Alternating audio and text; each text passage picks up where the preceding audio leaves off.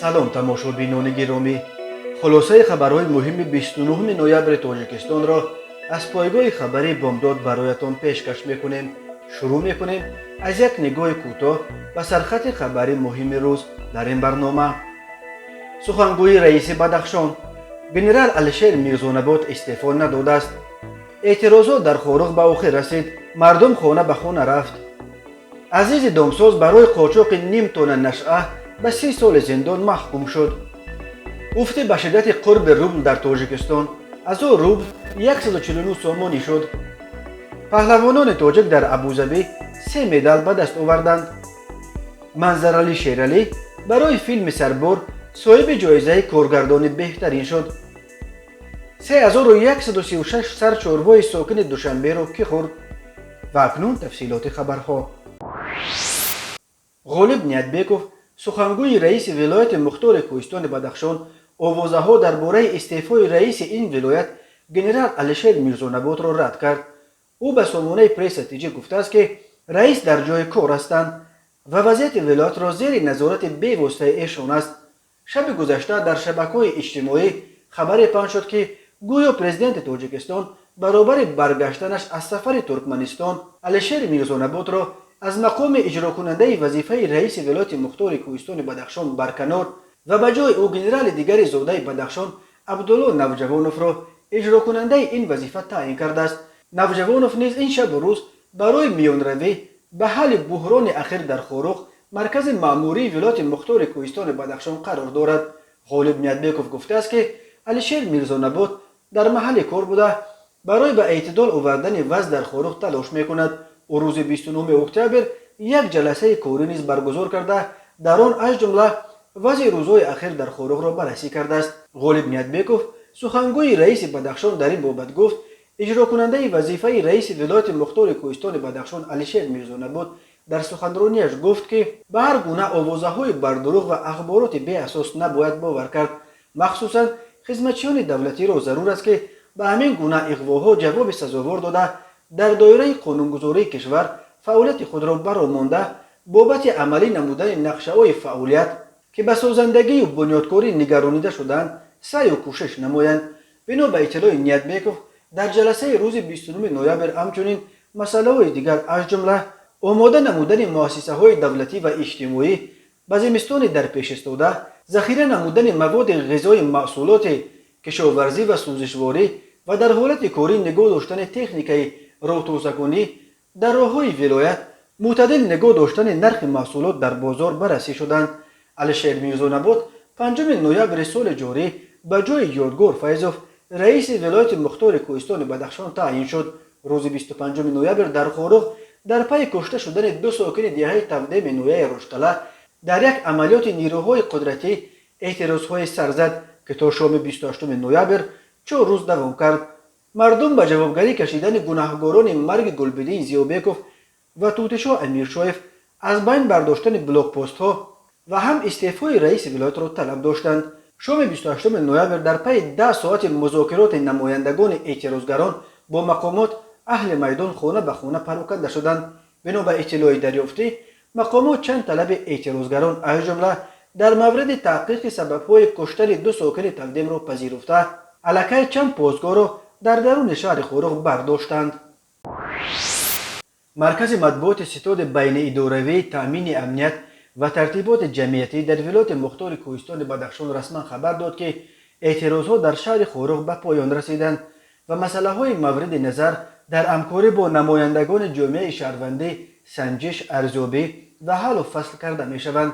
матни пурраи иттилоияи ситод, ки хабаргузории давлатии Ховар соати қариб 2 шаб нашр кардааст, чунин аст: гирдиҳамоии ғайриқонунӣ, ки баъди нисфи рӯзии 25 ноябр дар шаҳри Хорух аз тарафи баъзе гурӯҳҳои манфиатдор оғоз шуда буд, соати 20:00 28 ноябри соли ҷорӣ қатъ карда шуд. масъалаҳои мавриди назар дар доираи салоҳияти мақомоти прокуратура дар ҳамкорӣ бо намояндагони ҷомеаи шаҳрвандӣ тибқи қонунгузории ҷумҳурии Тоҷикистон санҷиш, арзёбӣ ва ҳаллу фасл карда мешаванд. тартиботи ҷамъиятӣ дар шаҳри Хорух пурра ба эътидол оварда шуд. фаъолияти нақлиёти ҷамъиятӣ дар хиёбони марказӣ ҳам ба низом даромад. нуқтаҳои савдо ва хизматрасонии маишӣ طبق رجای مقرر کرده شده کار خود را ادامه داده ایستادند. در این اطلاعیت درباره نتیجه های مذاکرات مقامات با نمایندگان اعتراضگران خورخ چیزی گفته نشده است و اما قبلا منابع غیر رسمی برخی نتیجه های به دست آمده در جریان مذاکرات روز 28 نوامبر را افشا کردند.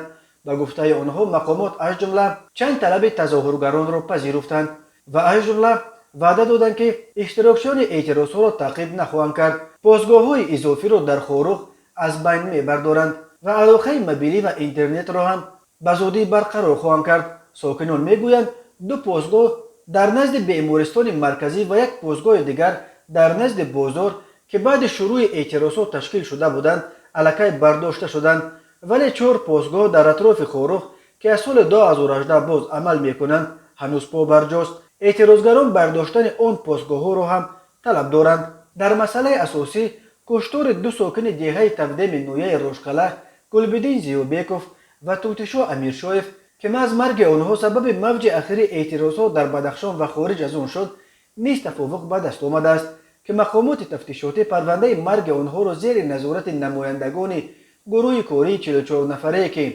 تظاهرگران برای مذاکرات با مقامات انتخاب کردند تحقیق خواهند کرد. طی 4 روز اعتراضهای ولایت مختار کوهستان بدخشان در عموم 3 ساکن این ولایت کشته و دست کم 16 نفر زخمی شدند. همچنین در رویارویی‌ها با تظاهرگران به گفته مقامات 5 کارمند نهادهای حفظ حقوق، وکیل پارلمان عزیز گیازاده و رئیس ولایت گنرال علیشیر میرزانباد جراحت برداشتند. آنها روز 27 نوامبر وقتی زخمی شدند که رئیس ولایت به پیش تظاهرگران برآمده از آنها طلب کرد که میدان را ترک کنند، ولی تظاهرگران با صدای باز هم بلندتر استعفای گنرال تازه روز 5 نوامبر برابری ولایت مختار کوهستان بدخشان تعیین شده را طلب کردند و نفران نامعلوم به طرف او و همراهانش سنگ پرتافتند. به دنبال از تیره‌های بنای حکومت ولایت مقامات تیر گشودند. بر اثر آن 4 کس دیگر زخمی شد. برخی منابع میگویند که گویا علیشیر میرزانباد را بعد کمتر از 1 ماه کاری از مقام رئیس ولایت مختار کوهستان بدخشان برکنار و به جای او عبدالله نوجوانوف یک گنرال دیگر زاده بدخشان را که در بین اهالی آبرو و نفوذ خیلی بیشتر دارد اجرا کننده وظیفه تعیین کردند. اما این خبر به مثل همه خبرهای دیگر مربوط به نتیجه های مذاکرات مقامات با اعتراضگران خورخ تا حال رسما تصدیق نشده است. بانک ملی تاجیکستان قرب رسمی روبل روسی را در حجم 149.6 سومونی برای 1000 روبل مقرر کرده است. به این ترتیب در ماه‌های اخیر قرب روبل روسی بار اول از حد 150 سومونی برای 1000 روبل پایین رفت. هفته گذشته روبل روسی در بازار اسعار تاجیکستان با قرب 1050 از ضعف سومونی برای 1000 روبل به پایان رسانیده بود. افت پای همین قرب روبل در بازار اسعار تاجیکستان از 11 نوامبر بعد به قله رکوردی 159.1 سومونی برای 1000 روبل رسیدن قربش سر شد و در 18 روز آخر قرب پول روسیه نسبت به پول تاجیکی 10 سومونی برای 1000 روبل یا حدود 6.5% کاهش یافته است.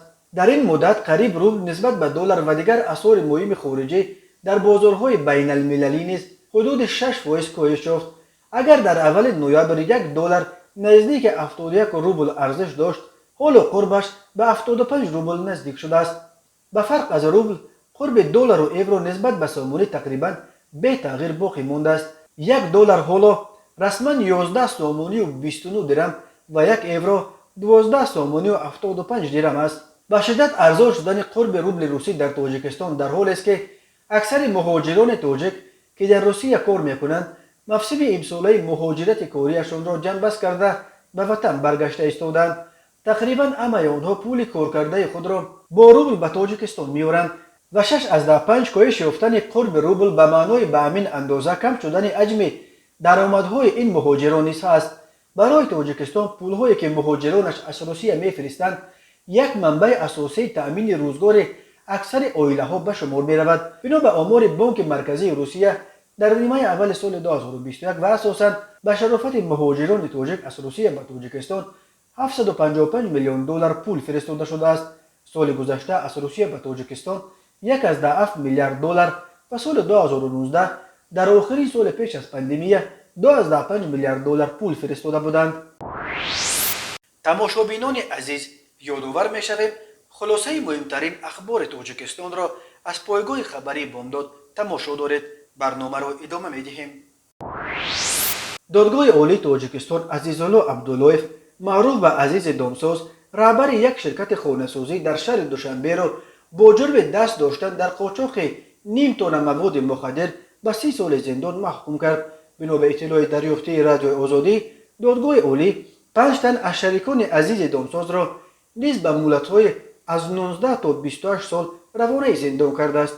از جمله طلگانف عظمت، صادقوف سیاوش، آموزگار بوران سمدوف به 28 سال، مراد حاجیف به 25 سال و سرباز سبز قدموف به 19 سال زندان محکوم شدند. یک منبع از دادگاه عالی با شرط ذکر نشدن نامش به رادیو آزادی گفته است که حکم این گروه روز 25 نوامبر صادر شده. دادگاه مال و ملک عزیزالله عبداللهیف از جمله بناهای استقامتی و منزل‌های زیستش را به فایده دولت مصادره و او را برای 10 سال از حق صاحبکاری محروم کرده است. ظاهرشاه دولتیاروف، ادوکات محکوم شدگان به رادیو آزادی گفت که دادگاه حکمی را صادر کرد که دادستانی طلب کرده بود. گوهر سعید و خواهر عزیز دامساز گفت از حکم دادگاه راضی نیست و به زینه بالای دادگاه شکایت خواهند کرد. به گفته او نزدیکان محکوم شده ها به مرافعه راه نیفتند. حکم بی‌رحمانه بود. حتی تمام مال و ملکش را مصادره کردند. برای 9 فرزندش چیزی نگذاشتند، گفته است گوهر سعیدووا. تفصیلات حکم هنوز رسما اعلان نشده است، ولی قبلا گفته میشد که به ضد اعضای گروه عزیز دامساز بر اساس 3 ماده کودکس جنایتی تاجیکستان 200 قسم 4 معاملات غیر قانونی واسطه‌های نشدار در حجم مخصوصا کلان از جانب گروه متشکل 289 قسم 5 قاچاق و 262 قانونیگردانی مال و ملک بارای جنایتی به دست آمده پرونده جنایتی گشودند. ریاست کارهای داخلی شهر دوشنبه روز 14 اکتبر خبر داد که کارمندانش اخیراً در حدود پایتخت فعالیت پنهانی یک گروه متشکل نشعجلاب فراملی را آشکار و در نتیجه عملیات ویژه 6 عضو این مافیای نشعجلاب از جمله رهبرش را دستگیر کردند. میلیسای دوشنبه گفت این مافیای نشعجلاب مواد مخدر را از افغانستان به تاجیکستان آورده از اینجا تا به کشورهای اروپا قاچاق میکرد. تاجیکستان که با افغانستان منبع اساسی تولید هیروئین، افیون و حشیش دنیا 1425 کیلومتر مرز مشترک دارد، در سالهای اخیر به یک مسیر عمده قاچاق مواد مخدر افغانی تبدیل یافته است.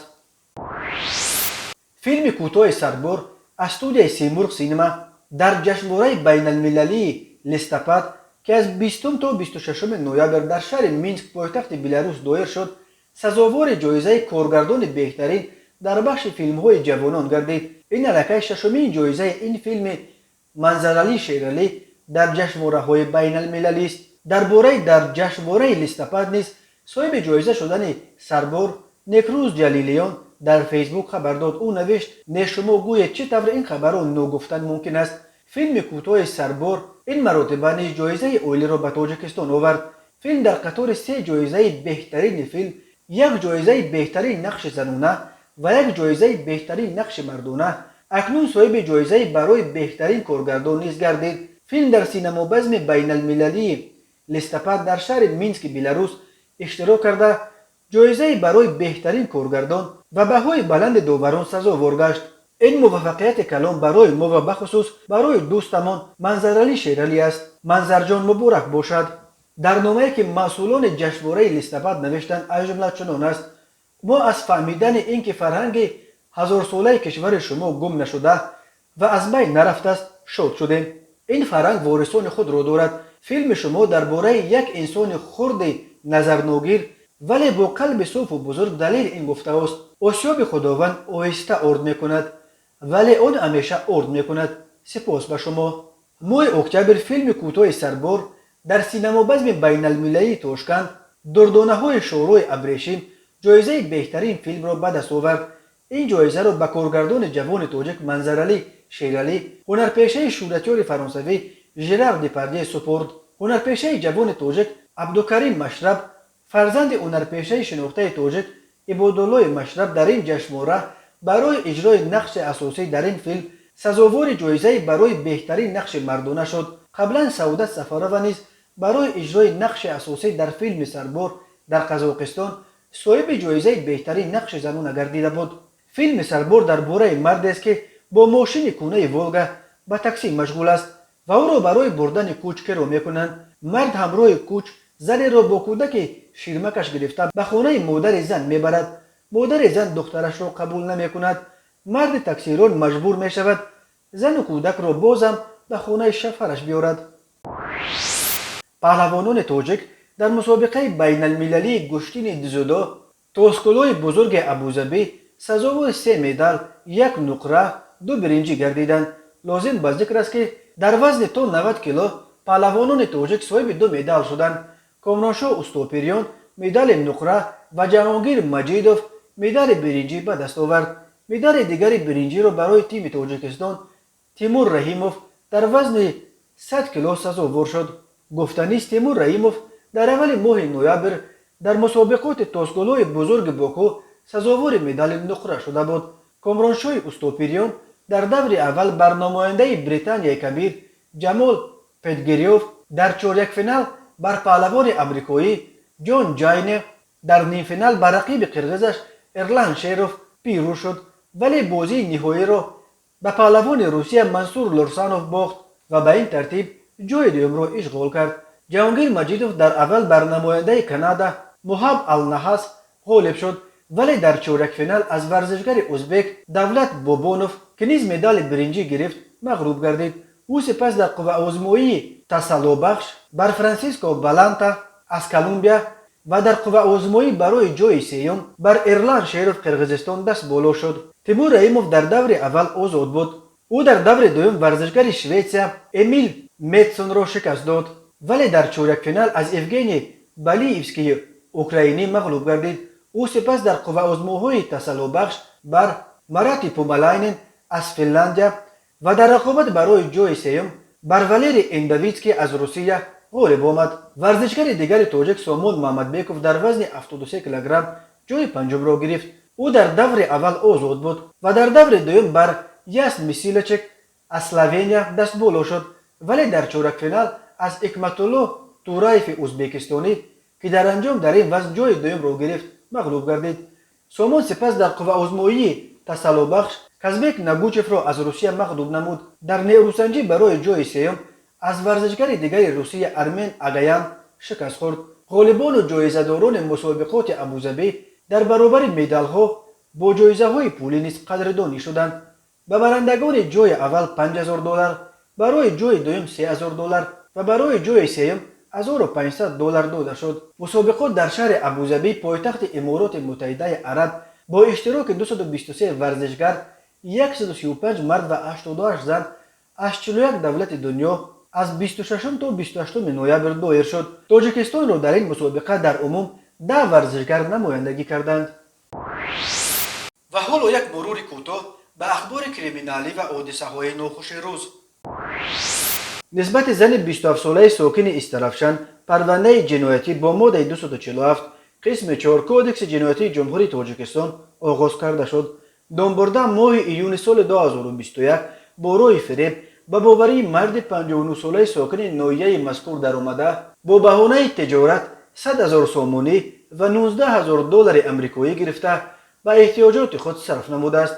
همزمان مرد 38 ساله ساکن شهر وحدت در دوام سال 2019 تا ماه ینور سال 2021 یک چند مرتبه با روی فریب به باوری مرد 38 ساله ساکن پایتخت در آمده از او با بهانه سرشمار زیاد نمودن چاروا 3136 سر چاروای میده شاخدار را گرفته به منفعت شخصیش صرف نموده است. در نتیجه به نام برده به مبلغ 4,704,000 سومانی ضرر کلان مادی رسانیده است.